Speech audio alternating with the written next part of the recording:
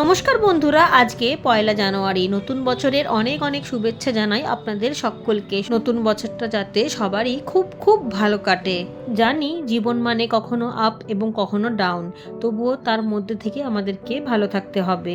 2025 সালটাও অনেক ভালো মন্দের মধ্যে দিয়ে কেটেছে। অনেকে অনেক আপনজনদেরকে হারিয়েছেন, অনেক কিছু ঘটে গিয়েছে। একেবারেই সহজ ছিল না 25 সালটা। অনেক প্রতিকূলতার মধ্যে দিয়ে আমাদেরকে দিন কাটাতে হয়েছে। নানান দিক থেকেই কিন্তু আমাদের জীবনে অনেক প্রভাবও পড়েছে এর কারণে। আর এটা শুধুমাত্র আমি আমার পরিবার, আমার ঘর সংসার, পাড়া অথবা আমার শহর বা আমার দেশ নিয়ে কথা বলছি না, সম্পূর্ণ জগতের মধ্যেই 25 সালে অনেক কিছুই বদলেছে, অনেক কিছুই প্রতিকূলতা গিয়েছে এবং তার কিছুটা প্রভাব আমাদের বাগানের মধ্যেও এসেছে। 25 সালের শুরুতেই প্রচণ্ড গরম দিয়ে দিনগুলো কেটেছে। অতিরিক্ত গরম, আর অতিরিক্ত গরমে গাছপালা একেবারে নাজেহাল হয়ে পড়েছিল। এরকম গরম কোনোবারই পড়েনি। যদিও বা আমরা জানি না যে 26 সালে কি হতে চলেছে, তবে খুব ভালো একটা শিক্ষা দিয়ে গিয়েছে যে এরকম যদি পরিস্থিতি আসে তাহলে আমরা তার মোকাবিলাটা কিভাবে করব। আর সেই জন্য আমরা কিন্তু প্রস্তুত রয়েছি। নানান বড় বড় দুর্ঘটনার সাক্ষী হয়েছি আমরা, যেটা খুবই দুর্ভাগ্যজনক এবং দুঃখজনক। তারপরে শুরু হয়েছিল বর্ষা। সে যে এমন বর্ষা, সে সবার নামই নেই। এত দিন ধরে বর্ষা যে হবে, বা এত মাস ধরেও বলা যেতে পারে, এত মাস ধরে বর্ষা কোনো সময়তেই আমরা দেখিনি। সেই রকম বর্ষা শুরু হয়েছে। সেই বর্ষা যে সে বর্ষা না, একেবারে ভাসিয়ে দিয়েছে, ডুবিয়ে দিয়েছে, সব সর্বনাশ করে ছেড়েছে। শুধু যে ভাসিয়ে দিয়েছে, ডুবিয়ে দিয়েছে এমনটা না, চারিদিকে আবার কাদার বন্যাও আমরা দেখেছি। এই এত অতিরিক্ত বর্ষার প্রভাব পড়েছে আমাদের ছাদ বাগানেরও ওপর। আমরা যারা বাগানিরা কত কষ্ট করে ভালোবেসে বাগান করি, সেই সব বাগানগুলো এক তো গরমেতে নষ্ট হয়েছে, আর বাকি যেটুকুনি ছিল সেটুকুনি বর্ষাতে শেষ হয়েছে। চারিদিকে নাজেহাল অবস্থা, চারিদিকে মন খারাপ। ততবার চেষ্টা করেছি, যতবার আমরা হেরেছি। একেবারে রেকর্ড ভাঙা যেমন গরম পড়েছিল, ঠিক তেমনই রেকর্ড ভাঙা বর্ষা। 6 মাস 7 মাস ধরে টানা বর্ষা হলে কিভাবে গাছগুলোকে ভালো রাখবো আমরা? তার মধ্যে দিয়েও বাগানগুলোকে আমরা যতটুকুনি পেরেছি আঁকড়ে রাখার চেষ্টা করেছি। কিছু গাছ মরেছে, কিছু গাছ বেঁচেছে, মন খারাপ হয়েছে। তার মধ্যে কিছু কিছু গাছ যখন নতুন করে তৈরি হয়েছে, আবারও আমাদের মুখে একটু হাসি ফুটেছে। বুঝতে পারছি যারা নতুন বাগানিরা 25 সালে বাগান শুরু করেছেন তাদের কতটা হতাশ হতে হয়েছে, কারণ আমরা যারা বহু বছর ধরে বাগান করি তারাই হতাশ হয়ে পড়েছিলাম। তাহলে নতুন যারা বাগান করতে শুরু করেছিলেন 25 সালে, তাদের যে কী অবস্থা হয়েছে সেটা আমি খুব ভালোভাবেই বুঝতে পারছি। কতটা মনে আনন্দ নিয়ে শুরুটা করেছিলেন, কিন্তু গরমের তাণ্ডবে এবং বৃষ্টির অত্যাচারের চোটে সব শেষ হয়েছে। সেটা আমি কমেন্টের মাধ্যমে খুব ভালোভাবেই টের পেয়েছি। তবুও কোনো সময় কোনো বন্ধুকে আমি হতাশাজনক উত্তর দিইনি। সব সময় বলে গিয়েছি একটাই কথা, হবে, সব হবে, ঠিক হবে, আবারও করুন, আবারও হবে। কিছু কিছু গাছ আমারও নষ্ট হয়েছে, কিন্তু হাল ছাড়লে হবে না, মন ভাঙলে হবে না। সহজ যে গাছটা এই গরমে টিকে থাকবে বা বর্ষায় টিকে থাকবে, সেরকম গাছ করতে হবে। হতাশ হলে চলবে না, বারবার সাহস জুগিয়েছি। কোনো সময় কমেন্টে এমন কোনো উত্তর দেইনি যাতে করে তাদের খুবই কঠিন বলে মনে হবে এবং বাগান করাটাই ছেড়ে দেবে। যখন কমেন্টে আপনাদের গাছ সম্পর্কে সমস্যার কথাটা শুনি, তখন যেন মনে হয় আমি আপনাদের ওখানেই রয়েছি এবং গাছটাকে দেখতে পাচ্ছি। তখন আপ্রাণ চেষ্টা করি এমনভাবে আপনাদেরকে উত্তরটা দিতে পারি যাতে আপনাদের কাজে লাগে। এমনভাবে টিপস বলার চেষ্টা করি যাতে গাছগুলো বেঁচে যায়। কোনো গাছ মারা গেলে তখন মনে হয় যেন ইস, গাছটা মারা গেল বা গাছটা নষ্ট হয়ে যাবে, এমন কি ওষুধ দেওয়া যাবে বা এমন কি পরামর্শ দিলে আপনাদের গাছটা আপনারা বাঁচাতে পারবেন, সেই চেষ্টা কিন্তু আমি সব সময় করে গিয়েছি। আমি যে গাছগুলোকে বড্ড বেশি ভালোবাসি, সে যারই গাছ হোক না কেন, গাছ জিনিসটাই আমি খুব ভালোবাসি। গাছ আমাকে অনেক সুখ দিয়েছে, অনেক শান্তি দিয়েছে, আমাকে সমৃদ্ধ করেছে এবং আমাকে সম্মানও দিয়েছে প্রচুর। গাছের কাছ থেকে আমি যে ভালোবাসাটা পেয়েছি সেটা আমি মানুষের মধ্যে কখনোই পাইনি। মানুষ সব সময় আমাকে কাজে লাগিয়েছে, ব্যবহার করেছে, আমার নিজের স্বার্থের শেষে আমাকে একা করেও গিয়েছে। অথচ গাছেদের জন্য আমি তেমন কিছুই করিনি, আমার কোনো পয়সাও খরচা হয়নি। হ্যাঁ, একটু পরিশ্রম হয় ঠিক কথা, কিন্তু সেই পরিশ্রমটা আমি হাসি মুখে করি। যেই পরিশ্রমটার ফল আমি কোনো সময়তেই পাইনি। গাছকে একবেলা জল না দিলে বা দুবেলা জল না দিলে বা 10 দিন জল না দিলেও কিছু কমপ্লেন করবে না। আপনি খেতে না দিলেও খাবার চাইবে না, তা সত্ত্বেও বাঁচার চেষ্টা করে, দুটো পাতা ছাড়ার চেষ্টা করে, আপনার কিছু না দেওয়াতেই ফুল ফলটা দেওয়ার চেষ্টা করে। অথচ মানুষের জন্য আপনি করেই যাবেন, তবুও আপনি কোনো সময়তেই তার কাছ থেকে নাম তো পাবেনই না, বদনামটা করতে কিন্তু তারা ছাড়ে না। যতক্ষণ মানুষ আপনার সাথে ভালো করে কথা বলে তার মানে তার কোনো স্বার্থ রয়েছে, স্বার্থ শেষ তার মানে আপনাকে তার কোনো প্রয়োজনই নেই। প্রতিভা এবং পরিশ্রমের জোরে আপনি কখনোই দাঁড়াতে পারবেন না, দাঁড়াতে পারবেন শুধু একটা কাজেতেই, শো আপ। শুধু লোক দেখানো, শো আপ করতে হবে, তাহলেই আপনি সবার মন জয় করতে পারবেন। আর আমাদের মতো কিছু মানুষ আছেন যারা মাটির সাথে যুক্ত, যারা মাটিকে এত ভালোবাসি, তারা আবার শো আপ করতে পারি না, এটাই হয়েছে আমাদের সমস্যা। তাই আমাদের জন্য গাছই ঠিক আছে, একেবারে সেরা সাথী। প্রয়োজন ফুরালে সবাই আপনার হাত ছেড়ে গেলেও এরা কিন্তু আপনার সঙ্গ ছাড়বে না। দিন শেষে দেখবেন বাগানটি ঠিক আপনার জন্য অপেক্ষা করে রয়েছে, একবার আসবেন তাতেই আপনার মন ভালো হয়ে যাবে। অথচ এই বাগানটিকে কিন্তু আমরা প্রথম প্রায়োরিটি দিতে পারি না। আমাদের প্রথম প্রায়োরিটি হলো আমাদের সংসার, বাচ্চা, ফিউচার, কর্মস্থান। বাগানটাকে কিন্তু আমরা শেষের পাতাতেই রাখি। সবার চাহিদা পূরণ করে, সব সমস্যার সমাধান করে, সমস্ত জায়গা ঠিকঠাক করে লাস্টে নম্বর আসে বাগানের। এত তুচ্ছ তাচ্ছিল্য করার পরও কিন্তু বাগান আমাদের অপেক্ষায় বসে থাকে কখন এসে একটু গোড়ায় জল দেব। আর কোনো চাহিদা নেই বাগানের আমাদের কাছ থেকে। আমরা আমাদের স্বার্থে বাগান করি, আমাদের প্রয়োজনে বাগান করি, আমরা ভালো খাবো বলে, ভালো থাকবো বলে বাগান করি। না হলে কি আমরা কখনোই গাছ করব বলে বা ছাদে বাগান করব বলে ভেবেছি কোনো সময়তেই? আজকে করছি সেটাও আমাদের স্বার্থে। সৃষ্টির শুরু থেকেই তো গাছপালা ছিল, কিন্তু আমরা কি ততটা তাদেরকে সম্মান দিতে পেরেছি বা তাদের গুরুত্বটা আমরা আমাদের জীবনে আনতে পেরেছি? এখন যখন দেখছি পরিস্থিতি একেবারে বিপরীত দিকে চলেছে, তাই এখন আমরা সবুজের পেছনে ছুটছি। কতটা স্বার্থপর বলুন তো আমরা? আগে কখনো আমাদের মধ্যে সেই সময়ই ছিল না যে দাঁড়িয়ে দেখি যে আমাদের আশেপাশে গাছের সংখ্যাটা কমছে না বাড়ছে, কত জঙ্গল কেটে সাফ হয়ে যাচ্ছে বা আশেপাশে ধীরে ধীরে ফ্ল্যাট হয়ে যাচ্ছে। এইসব দিকে তাকানোর মতো আমাদের হাতে সময়ই ছিল না। অথচ এখন দেখুন আমরা কত গাছ করার চেষ্টা করি, চারিদিক থেকে ছোট একটা বারান্দাকেও আমরা বাদ দিই না, নিচের গ্রাউন্ডে হোক, ছাদ বাগানটাকে ভরিয়ে তুলি যেখানে পা রাখার জায়গা পর্যন্ত নেই, আর বলি গাছ করতে আমরা ভালোবাসি। কিন্তু এটা তো সত্যি কথা নয়। সত্য কথা হলো গাছেদের আমাদের প্রয়োজন আছে, যেটা আমরা গাছের ওপর চাপিয়ে দিই যে গাছকে আমরা ভালোবাসি এটা বলে। আগে আমরা বলতাম সময় নেই, তাহলে এখন কি করে সময় হচ্ছে? আসলে প্রয়োজনটা তো আমাদেরই বেশি, তাই সময় বার করতে হচ্ছে। প্রয়োজনে গাছ করি অথবা ভালোবেসে গাছ করি, গাছ কিন্তু এখন আমাদের করতেই হবে, কারণ প্রকৃতি চোখে আঙুল দিয়ে আমাদেরকে বুঝিয়ে দিয়েছে যে এর পরে সমস্ত কিছু ধ্বংস হতে চলেছে। আমরা যেভাবে সবুজকে ধ্বংস করে প্রকৃতিকে নষ্ট করে দিয়েছি, প্রকৃতি এখন সেটাই আমাদেরকে একেবারে সুদে আসলে ফেরত দিচ্ছে। আর ঠিক সেই কারণেই আপনাদের কাছে আমি খুব বিশেষভাবে রিকোয়েস্ট করছি, আপনারা একটু আধটু হলেও বাগান করা শুরু করুন। একটা দুটো গাছ দিয়ে শুরু করুন, ধীরে ধীরে একটু গাছটা বাড়াবেন। খুব বেশি জায়গা না থাকলে অল্প গাছই করবেন, কিন্তু করুন। এতে মন প্রাণও ভালো থাকবে, সমাজটাও অনেকটা শুধরাবে, প্রকৃতিটাও নষ্টের হাত থেকে কিছুটা হলেও রক্ষা পাবে, আমরা একটুখানি শান্তিভাবে বাস করতে পারবো। বছরের প্রথম দিনেই আপনাদের সাথে অনেক কথা বললাম, অনেক গল্প করলাম, এবার আপনাদেরকে একটু বাগানটা দেখাই। প্রকৃতির এত তাণ্ডবের পরেও যে ছাদ বাগানটাকে এত সুন্দর করে রাখতে পেরেছি, তার জন্য ভগবানকে আমার অনেক অনেক ধন্যবাদ। এই কারণেই আজকের ভিডিওটা আমি ঠাকুর ঘর দিয়ে শুরু করেছি, বাগানের ফুল দিয়ে পুজো করেছি। আজকে বৃহস্পতিবার ছিল, গোপালকে খুব সুন্দর করে সাজিয়ে গুছিয়ে বাগানে এসেছি।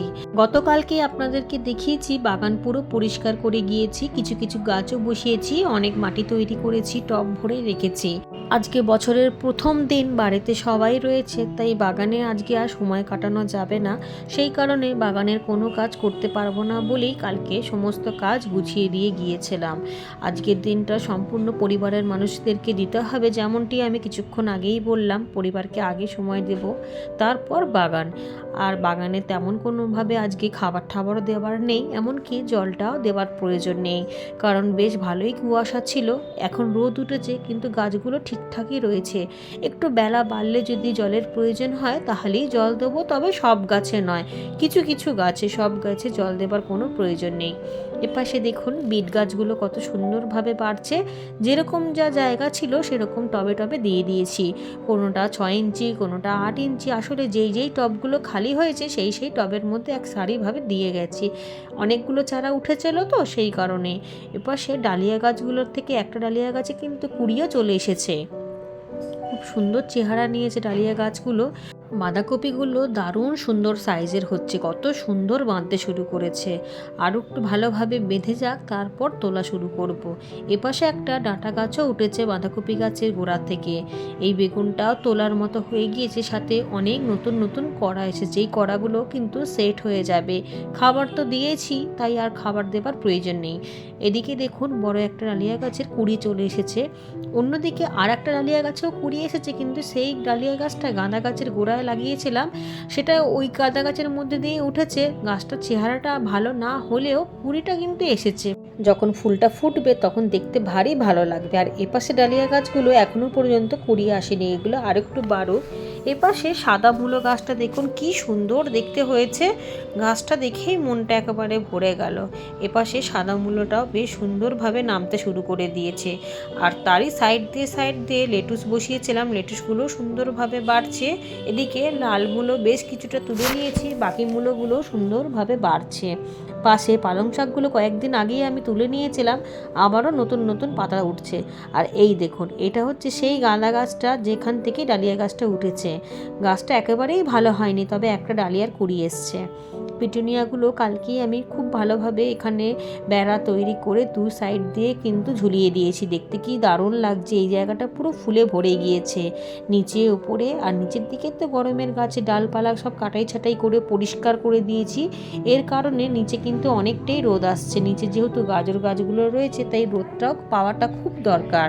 পিটুনিয়াগুলো ভরে ভরে ফুটছে নানান রঙের, আর দেখতে কি দারুণ লাগছে। যেহেতু বীজ থেকে করেছি, এটা আমি আগেও বলেছি, তাই একই রকম বেশিরভাগ ফুলগুলো হয়েছে। আর এখানে কয়েকটা খালি অন্য রকমের হয়েছে, দু রকমের হ্যাঙ্গিং রয়েছে। এই হ্যাঙ্গিংগুলো যেহেতু ছোট, এইগুলো আমি চারা কিনে এনেছিলাম। আর যেগুলো বড়গুলো বসিয়েছি সেগুলো বীজ থেকে চারা তৈরি করে করেছি, সেগুলো তো সবই আপনাদের সাথে শেয়ার করেছি। আর ফুলগুলো দেখুন কত সুন্দরভাবে ফুটে রয়েছে, একেবারে ভরে গিয়েছে।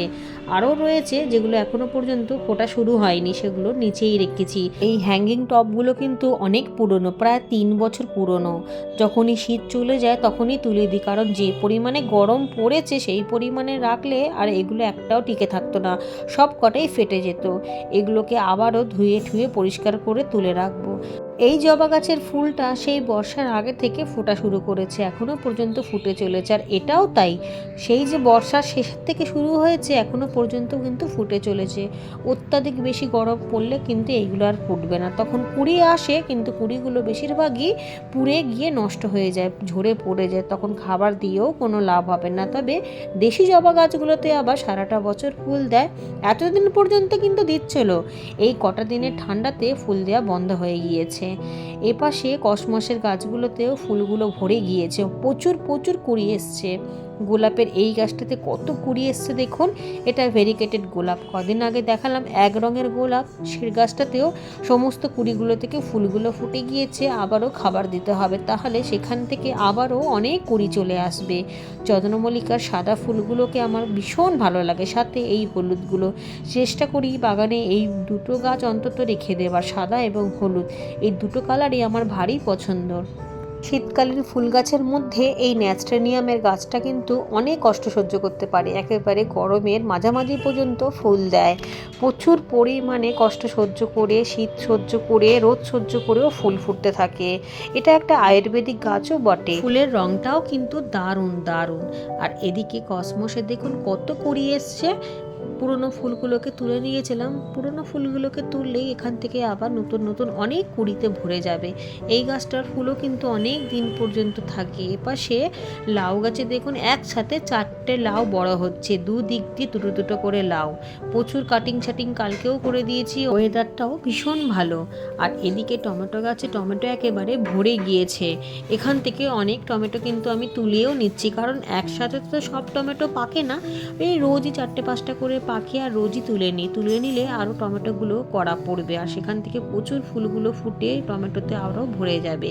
ডালে ডালে এত ভার হয়ে গিয়েছে যে ডালপালাগুলো পুরো ঝুঁকে ঝাঁকে গিয়েছে। আসলে এই দিকে টমেটো গাছগুলোকে ঠিকভাবে বাঁধতেই পারেনি, এত গাছ চারিদিকে রয়েছে, নিচেও এত গাছ রয়েছে যে এখানটা দাঁড়াতেই পারি না। কোনো রকমভাবে সাপোর্ট দিয়ে পুঁইশাক গাছের মধ্যে পেঁচিয়ে পুঁচিয়ে দিয়েছি, তাতেই দেখুন টমেটো একেবারে ভরে গিয়েছে চারিপাশ থেকে। শুধু যে এই সাইডে রয়েছে তা না, অন্যদিকেও কিন্তু প্রচুর প্রচুর রয়েছে। এখন আর অন্য সাইডে যাচ্ছি না, সেটা আবার অন্য একদিন দেখিয়ে দেবো। টমেটোর সাইজগুলো বেশ ভালো হচ্ছে, নতুন নতুন আবারও টমেটোর চারা কিন্তু রেডি হয়ে যাচ্ছে। তবে মাঝে একটু জল কম বেশির জন্য কিছু কিছু পাতা কিন্তু কুঁকড়ে গিয়েছিল, কিন্তু তাতে কিন্তু ফুলগুলো থেকে ফল ধরতে কোনো সমস্যা হচ্ছে না, টমেটোর ঠিক হয়েই চলেছে। আবারও জল দেওয়াটা কমাতে গাছের পাতাগুলো যেগুলো নতুন নতুন বেরাচ্ছে সেগুলো একেবারে ঠিকঠাক হয়ে গিয়েছে। খাবার ওই একটাই খাবার, তরল সার আর সর্ষের খোল জল। শীতের সময়তে সর্ষের খোল জল দিলে আর কোনো কিছু খাবারের দেবার প্রয়োজন পড়ে না, শুধুমাত্র সর্ষের খোল জলেতেই বাগান হবে এতটাই চকচকে ফ্রেশ সবুজে ভরা। আর ফল ফুল তো আপনারা দেখতেই পাচ্ছেন কতটা পরিমাণে হচ্ছে, কতগুলো ডালের মধ্যে টমেটো একেবারে ভরে ভরে থোকায় থোকায় হয়ে রয়েছে। শুধুমাত্র টমেটো না, শিম গাছেও তাই অবস্থা, লাউ গাছেরও সেই অবস্থা, সমস্ত গাছে, বেগুন টেগুন গাছেও প্রচুর প্রচুর বেগুন পড়ছে। চারিদিক দিয়ে এত সবজি পেলে আর বাজারে যাবার দরকার নেই, তাও আবার সম্পূর্ণ অর্গানিক। একটুও বীজ ব্যবহার করি না, কোনো রাসায়নিক দিই না, কেমিক্যাল ব্যবহার করি না, ঘরোয়া ওষুধ দিই। না কমলে একটু অপেক্ষা করি, ধৈর্য রাখি। ধৈর্যটা রাখাটা খুবই দরকার, ধৈর্য রাখলে সব সমস্যার সমাধান হয়ে যায়। একদিনে বা 2 দিনে কোনো দিনও সমস্যার সমাধান হয় না, একটু ধৈর্য রাখতে হবে। গাছ করা মানেই ধৈর্য রাখতে হবে।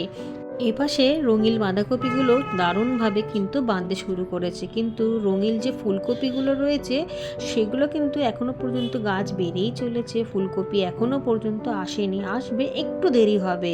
রঙিল বাঁধাকপিগুলো যেমন বাঁধতে শুরু হয়ে গিয়েছে, সেরকমই রঙিল ফুলকপিগুলো ধীরে ধীরে বাঁধতে শুরু হয়ে যাবে। এর গোড়ায় গোড়ায় আমি ধনেপাতার বীজ দিয়েছিলাম, সেখান থেকেও ধনেপাতা কিন্তু বেরাচ্ছে, আর সাথে সাথে পেঁয়াজ তো বসিয়েছিলাম, প্রচুর পেঁয়াজ পাতা রেডি হয়ে গিয়েছে। এপাশে গাজরের চারাগুলো এক্সট্রা এদিকে এদিকে দিয়ে দিয়েছি। আর এদিকের গাছগুলো দেখুন কত বড় বড় হয়ে গিয়েছে। জল কিন্তু অল্প দিতে হবে, জল বেশি দিলেই কিন্তু বিপদ, গাছের গোড়া নষ্ট হয়ে যাবে। যখন জলের চাহিদা হবে তখন গাছকে দেখলেই আপনি বুঝতে পারবেন গোড়ার মাটি শুকিয়ে যাচ্ছে, পাতাগুলো নুয়ে যাচ্ছে, তখনই আপনি কিন্তু জল দেবেন। কয়েকজন বন্ধু জানতে চেয়েছেন মালভা গাছটা আমি কোথা থেকে এনেছি। আমাদের এলাকা থেকেই এনেছি, আমি যে এলাকাতে থাকি সেখানে যে গাছওয়ালারা গাছ বিক্রি করে তাদের কাছেই দেখতে পেয়েছিলাম। একটাই গাছ পেয়েছিলাম, তাই একটা গাছই কপালে জুটেছে, আর সেখান থেকেই ফুলগুলো এত সুন্দর ফুটছে। এপাশের গাছগুলো, এই যে দেখুন ড্যান্থাস গাছগুলো এতটা কষ্ট সহ্য করতে পারে, সেই যে একেবারে শীতের প্রথম থেকে এনেছিলাম সেই থেকে টানা ফুল দিয়েই চলেছে। তবে গাছের মাটিটা খুব ভালোভাবে তৈরি করে নিতে হবে যাতে এক্সট্রা জলটা দাঁড়াতে না পারে। এপাশে ক্যালেন্ডুলা গাছটাও একেবারে মড়ো অবস্থা ছিল, সেটাকেও 4 ইঞ্চি টবে দিয়ে বাঁচিয়ে রেখেছি। যেটুকুনি গাছটা বেঁচে রয়েছে সেটুকুনি আমার যথেষ্ট, এতেই গাছটা যে সুন্দর দেখতে লাগছে, এতেই মন ভালো হয়ে যাচ্ছে। সাথে এপাশেও তাই, এদিকের গাঁদা গাছটি একটা গাছ মরে গেছিলো বলে আমি এদিকে 4 ইঞ্চি একটা টবের মধ্যে দিয়ে দিয়েছিলাম, ভেবেছিলাম যদি বেঁচে যায় তো ভালো, আর না বেঁচে গেলেই কোনো ব্যাপার নেই, কারণ অনেক গাঁদা গাছ আমার রেডি হয়ে গিয়েছিল। কিন্তু দেখুন এতটা ধৈর্য ধরেছিলাম, সময় দিয়েছিলাম বলে ওই একটা দুর্বল চারাও সুন্দর গাছে পরিণত হয়েছে। ওইটুকুনি একটা 4 ইঞ্চি টব, দেখতেই পাচ্ছেন কতটুকুনির মধ্যে আমি ধরেছি, একেবারে ছোট্ট 4 ইঞ্চি মাপের টবের মধ্যেই কত সুন্দর গাছটা হয়েছে, আর কুড়িও এসেছে দেখুন কতটা। এই কারণেই আমি সব সময় আপনাদেরকে বলি একটু ধৈর্য ধরুন, যখন দেখবেন কোনো গাছ মরো হয়ে গেছে ঝট করে ফেলে দেবেন না, একটা জায়গায় সাইডে রেখে দেবেন, আপনার চোখের আড়ালেই দেখবেন সেই গাছটা বেঁচেও গিয়েছে এবং সুন্দরভাবে ফুলও দিতে শুরু হয়েছে। আমি দুটো গাছ আপনাদেরকে দেখালাম, একটা এই গাঁদা গাছ আর একটা ক্যালেন্ডুলা গাছ, ওটাও গাছটা একেবারে মরো মতো অবস্থা ছিল, সেটাও সুন্দরভাবে বেঁচে গিয়েছে এবং 3টে ফুলও ফুটেছে। এরকমভাবেই চন্দ্রমল্লিকার একটা গাছ, যেটা আমি ভিডিওর প্রথম প্রথমেই দেখিয়েছিলাম যে ওই টগর ফুল গাছের গোড়াতে ফেলে দিয়েছিলাম, এমনি মাটি চাপা দিয়ে দিয়েছিলাম, সেই গাছটাও সুন্দরভাবে বেড়েও গিয়েছে এবং চারিদিক দিয়ে ফুল ফুটেছে। মালবা গাছের পাশেই রেখেছি ক্যালেন্ডুলার ওই গাছটিকে। এই গাছটিকে তখন যদি আমি ফেলে দিতাম তাহলে আজকে এই ফুলগুলো ফুটতো না। কি চমৎকার ফুলগুলো ফুটেছে দেখুন। হয়তো গাছের চেহারাটা অতটা ভালো হয়নি, অতটা ঝোপালো হয়নি, কিন্তু হয়েছে তো, যা হয়েছে তাতেই যথেষ্ট।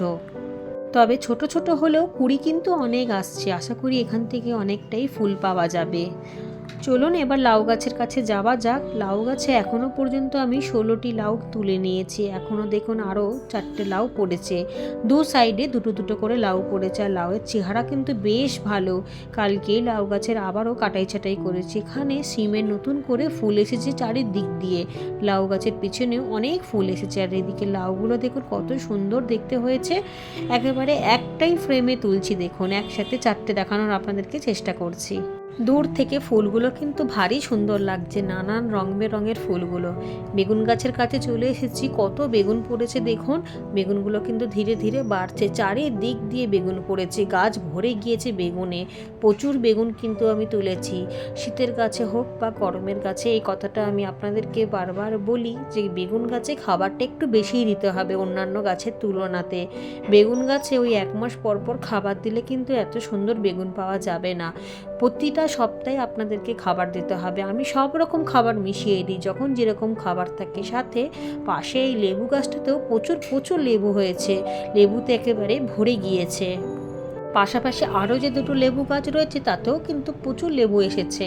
আর এদিকে লাউগুলো কিন্তু তোলার মতো হয়ে গিয়েছে। সাথে শসাও কিন্তু ভালো হচ্ছে। কয়েকদিন আগে আপনাদেরকে দেখিয়েছিলাম মালার মতো করে শসা ধরেছে, আবারও দেখুন শসা পড়েছে। আর এটা রোদ পড়ে ব্রাউন হয়ে গিয়েছে।